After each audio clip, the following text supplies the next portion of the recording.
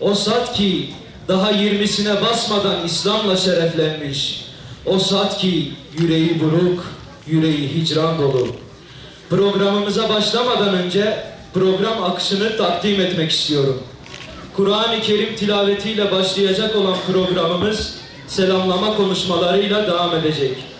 Ardından İttihadul Ulema üyesi Emrullah Uysal hocamızı bizlere hitap etmeleri için sahneye davet edeceğiz. Bismillahirrahmanirrahim. لقد صدق الله رسوله الرؤيا بالحق لتدخلن المسجد الحرام إن شاء الله آمنين إن شاء الله آمنين محلقين رؤوسكم آمنين محلقين رؤوسكم ومقصرين لا تخافون والذين معه أشداء على الكفار رحماء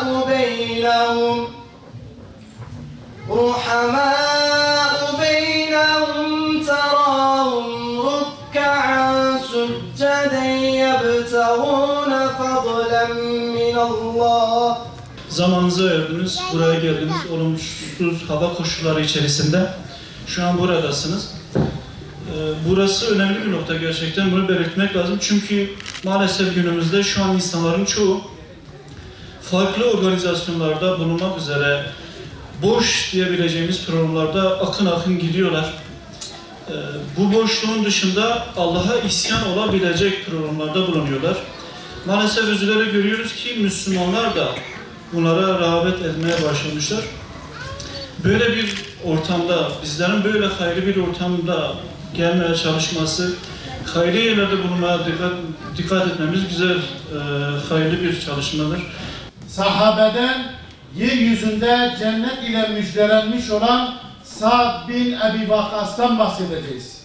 Sahabe, Peygamber sallallahu aleyhi ve sellemi görüp ona iman eden, hiçbir şekilde sırt vermeyen ve ölünceye kadar Peygamberin davasını yürüten şahsiyetli insanlardır.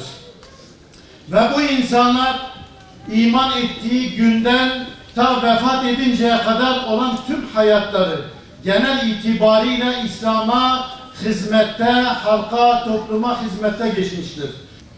Allah Resulü aleyhissalatü vesselam diyor, sakın bu Ayneyn tepesini terk etmeyin.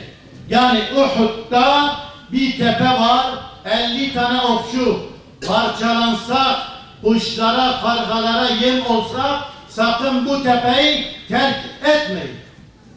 Ve hani birinci merhalede Müslümanlar zafer elde ediyor, ondan sonra ganimet, dünya malı, mal sevdası sahabeyi unutturuyor. Şeytan işlerine giriyor. Ya baksana orada o kılıçlara, o zırhlara, o hançerlere, o halhallara bakın, o altın elbiselere bakın. Aman ha koşun, siz koşmasanız başkası koşacak, alacak. Ve 50 kişi o tepeyi terk ediyor. 50 kişinin maliyeti 70 tane Müslümanın şehit olmasına sebep oluyor. Bizim önemli kalelerimiz var.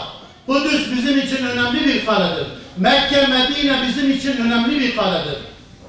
İslam coğrafyaları bizim için önemli bir kaledir. Ahlak, namus, şeref bizim için önemli bir kaledir. Gerçekten biz Müslümanlar ne kadar ümmetin namusuna, ümmetin şerefine, ümmetin kalelerine riayet ediyoruz. Ve o gün Allah Resulü aleyhissalatü vesselam tek kalıyor. 5-6 tane sahabe etrafında pervane gibi dolaşıyor. Dolaştıkça onlara ok değiyor, dolaştıkça kılıç değiyor, dolaştıkça o Müslümanlar şehit oluyor. Onlardan bir tanesi de Sa'd'tır. Ve Sa'd Allah Resulü aleyhissalatü vesselamın etrafında dolaşırken o gün 1000 tane ok atıyor. 1000 tane ok. her ok atışında fedâke ebi ve ummi ya Sa'd. Ey Sa'd, anam babam sana feda olsun. At ey Sa'd diyor. Hazreti Resulullah'ın dişi şehit olmuş. Resulullah'ın her tarafı kan. Müslümanlar perişan olmuş.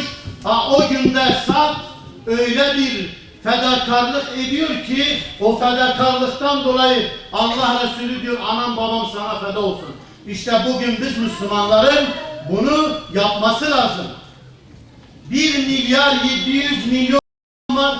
İslam ümmeti ne halde? İslam'ın kaleleri ne halde? İslam dini ne halde? Alay konusu olmuşuz. Değersiz olmuşuz. Çer çöp olmuşuz. Bir tane ahlaksız, ipsiz, sapsız geliyor. Kadınlarımızı, gençlerimizi, kızlarımızı bir kanun ile bozabiliyor. Yuvaları yıkabiliyor. Gençliğimizi yok edebiliyor. Gençliğimizin eline telefonlar verip internetlerle, şunlar bunlarla bizi perişan edebiliyor. Ve dikkat ediniz, bir avuç Müslüman bu işe sahip çıkıyor. 1 milyar 700 milyon Müslüman içinde inanın 50 milyon Müslüman bu işe sahip çıkmıyor. Peki kıyamet gününde bunun hesabı yok mudur? Var. Her Müslüman bu işten sorumludur.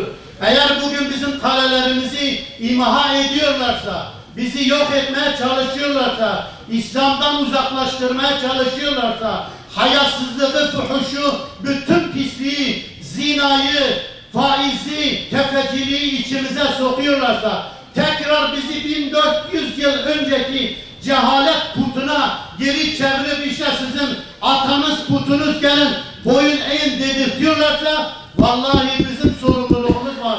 Biz görevimizi yapmıyoruz. Görevimizi 3-5 kişiye bırakmışız. Onlar yapsın. Bahaneler uyduruyoruz. Hele çalışan Müslümanlara laf dağıtıyoruz. Onlara dilimizi uzatıyoruz. Ya günü müdür, vakti midir, zamanı mıdır? Hele oturun yanınıza başımıza bela olmuşsunuz diyerek hala o Müslümanları rencide edenler var. Bizim ayağa kalkmamız, bizim aklımızı başımıza toparlamamız, dinimizden daha kıymetli, mukaddesatımızdan daha kıymetli hiçbir şeyin olmadığına inanmamız lazım. Bakınız sahabe ahirete inandığı için, Allah'a hakkıyla inandığı için malını, canını, hayatını, ömrünü, her şeyini İslam'a veriyor. Her şeyleri Allah için idi. Bizim de öyle olması lazım. İşte bu sahabeler bu fedakarlığı yaptıkları için bizler bugüne geldik. Bu yüzden bizim fedakarlık etmemiz lazım. Kurulan tuzaklara karşı, oyunlara karşı, sinsi hareketlere karşı mutlaka ve mutlaka Müslümanların uyanık olması lazım. Peki uyanık olmamız için ne yapmamız lazım? Aç şu sahabeleri öğrenmemiz lazım. Yıldızları yani bizi aydınlatan, zifiri karanlıkları aydınlığa çeviren o Müslümanları tanımamız lazım. Kur'an sünnetsiz, sünnet sahabesiz olmaz. Sahabe sünnetsiz, sünnet Kur'ansız olmaz. Kur'an'dan bizi uzaklaştırıyorlar, sünnetten uzaklaştırıyorlar, sahabeden uzaklaştırıyorlar. Biz Müslümanlara düşen mutlaka ve mutlaka bunlara sımsıkı sarılmamız. Bakınız, hepiniz biliyorsunuz, her gün bir şey var. Analar günü, babalar günü, sevgililer günü, nemneler günü, yılbaşı günü, şu günü, bu günü, ağaç dikme günü, her güne bir gün koymuşlar. Kara Cuma günü, nemne günü, bizi sürekli o günlerle oyalıyorlar. Niçin bizi oyalıyorlar? Müslümanların günü olmasın.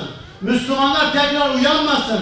Müslümanlar tekrar dinlerine sahip çıkmasın diye biz sürekli onları yönlendirelim. Ve bizi yönlendiriyorlar. Bizim o dünyayı yönlendirmemiz, insanları yönlendirmemiz, Müslümanları yönlendirmemiz gerekir. Bunun için mutlaka ve mutlaka gayretkeş olmamız lazım, fedakar olmamız lazım. Salat ve selam onun kulu ve elçisi olan Muhammed'e sallallahu aleyhi ve sellem al ve ashabına olsun. Cennetle müjdelenen 10 sahabeden biri iman ve hakikat arayıcısıdır.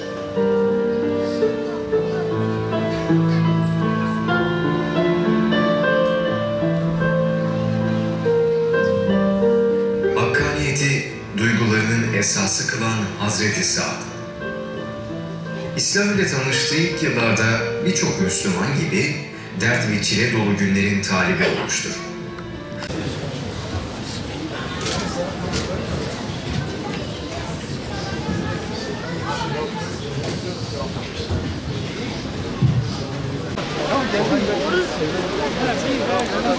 Nasıl? Yok mu?